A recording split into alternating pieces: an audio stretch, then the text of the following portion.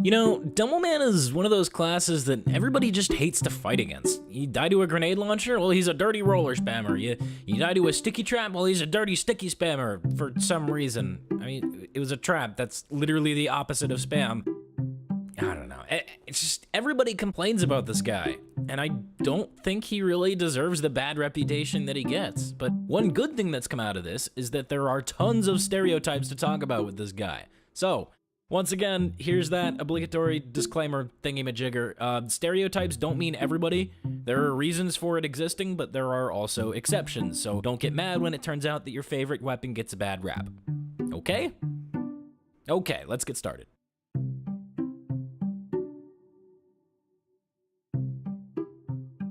The grenade launcher is used by pretty much everyone and their mother at this point. I mean, sure, some people might favor other launchers, but everybody's used it at one point, whether it be Jose Gonzalez 2005, who just installed the game, or Cold Steel, the demo main, blasting Linkin Park and working on his Sonic OC, or just an absolute god amongst men hitting pills left and right. You never really know what kind of person is coming at you when you see the stock launcher, so obviously, this means that you should judge them based on their hats, since that's clearly a good indicator of skill.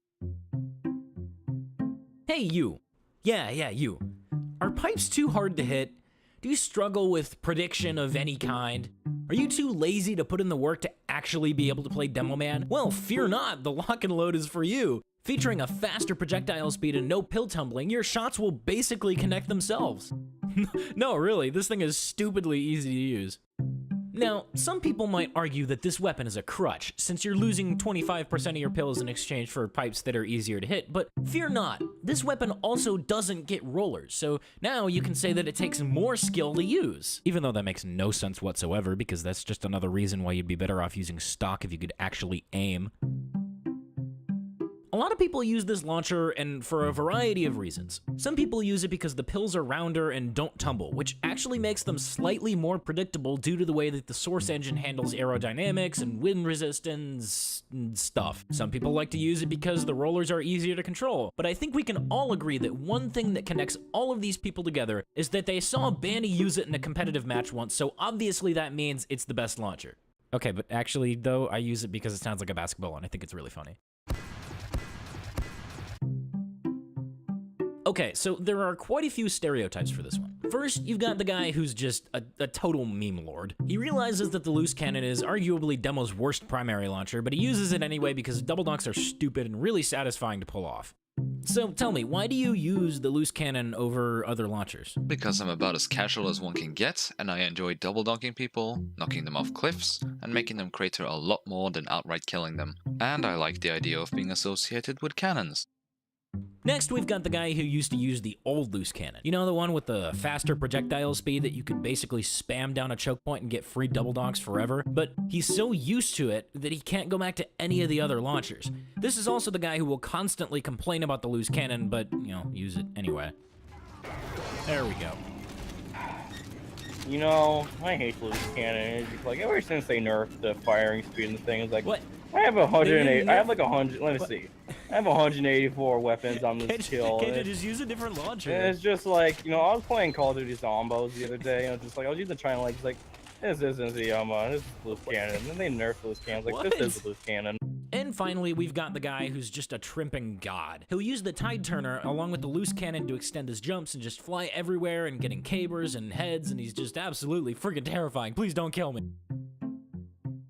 These are most commonly associated with Demo Knights, but they can be used for a few other subclasses. Now, the wee booties are almost always seen on Demo Knights, but the bootlegger sees more common use by sticky tanks and demo pans, etc. But really, I mean, let's be honest. If he's using either of these, he's probably Demo Knighting.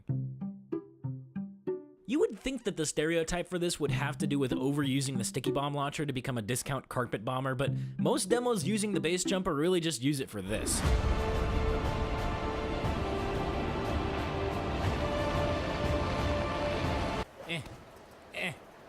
Come here.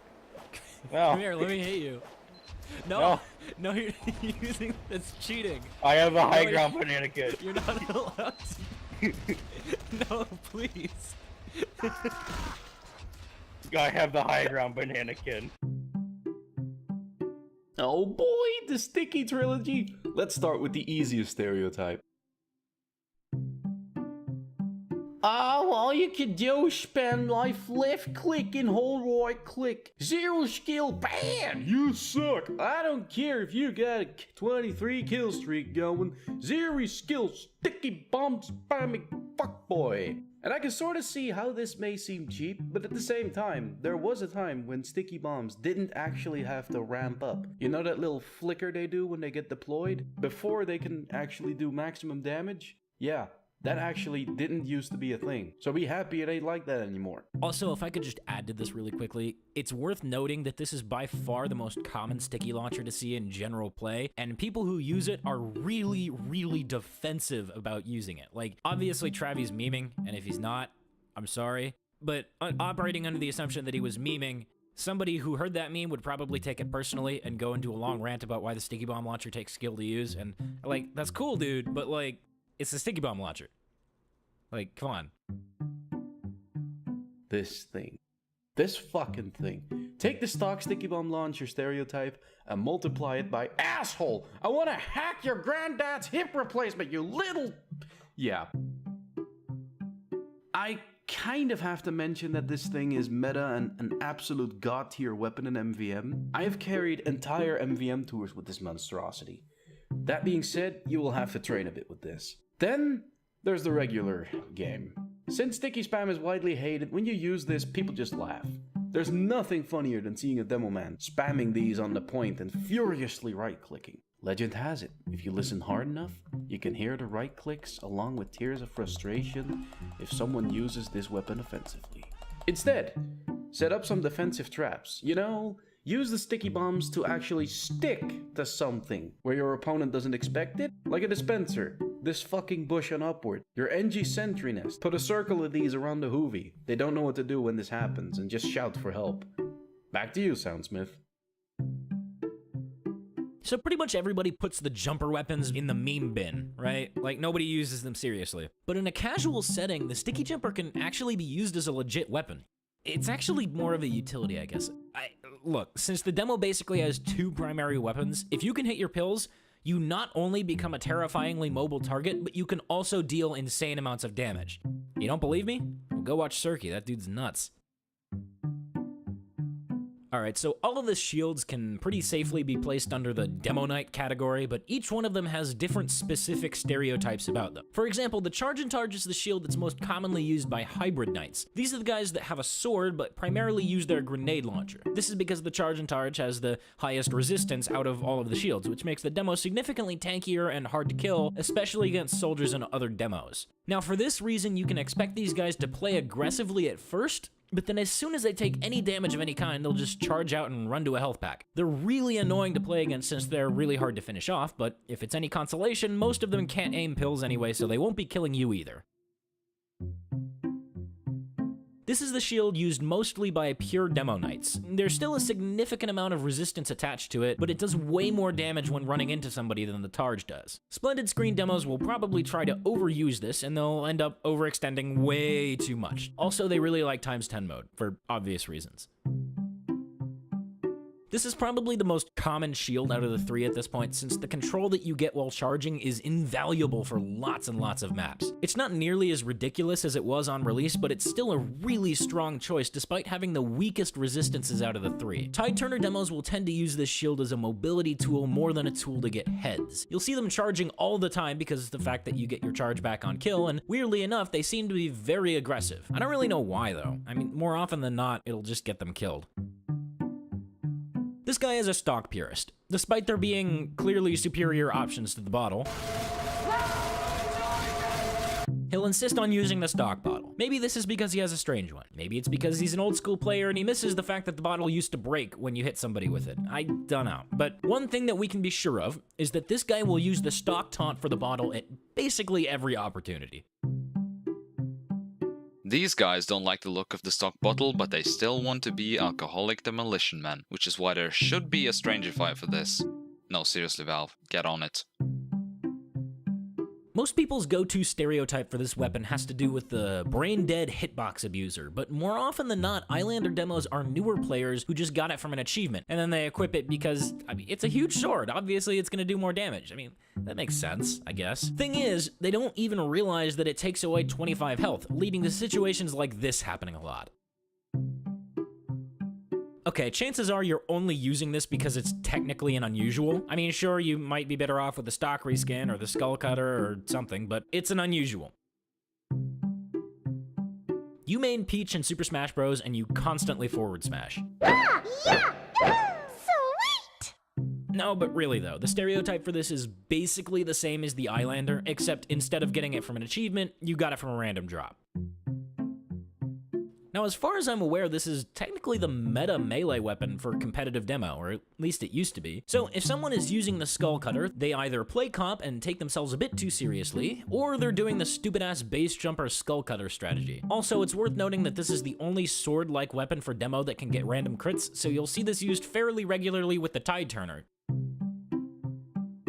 The Claymore, and that is the pronunciation, not the translation, I know it's the Gaelic spelling of Claymore. The Claymore used to be the king of ping-ponging when paired with the Tide Turner, but now most people just see it as a discount Zatoichi. It is a rare sight these days on the battlefield, but when you do see one, it's for one of three reasons. 1, they are new to the game and it's literally the only Demo Night unlock they have. 2, they are people who bought a professional strange killstreak or collector's one back when it was a good weapon and are holding on to it either hoping that Valve changes it back to what it used to be, or they don't want to sell it for 1/8 of what they bought it for. God, those poor guys. Or 3, they are a hybrid knight that understands that it has no downsides when sheathed and can quickly be deployed for a little extra health and pick kills outside of his grenade launcher's range. These are hybrid knights that mostly favor the grenade launcher and will use it the majority of the time, but they are competent with both Demo Man and Demo Knight gameplay. So when you see that Claymore come out, you know that he has found you to be a good pick and there is no one coming to save you.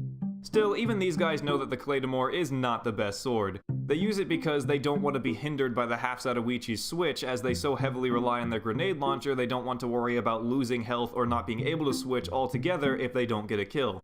So in short, when you see this weapon on the battlefield, it's either going to be an easy pick for you, or you are the easy pick. Also, why does it have to have its one unique stat of longer charge duration gone? That would still work great with its new stats, just think of the possibilities.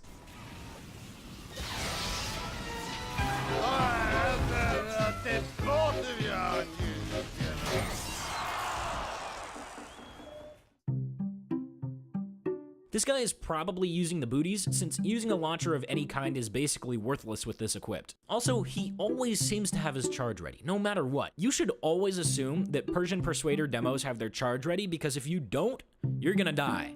A lot. Oh hey, here's your screen shakes while I play some overly used meme song joke.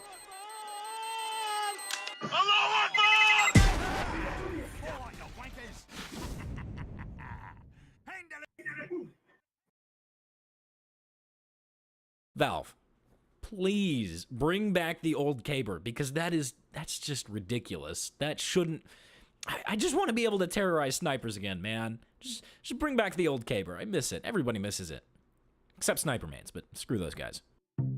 Alright, that's all the weapons for demo. But Soundsmith, what about the frying pan? You forgot the frying pan, Soundsmith!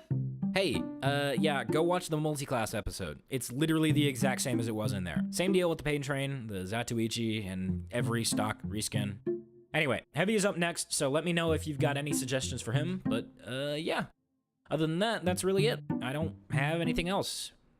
So yeah, cool. Thanks for watching, guys. I'll see you next time.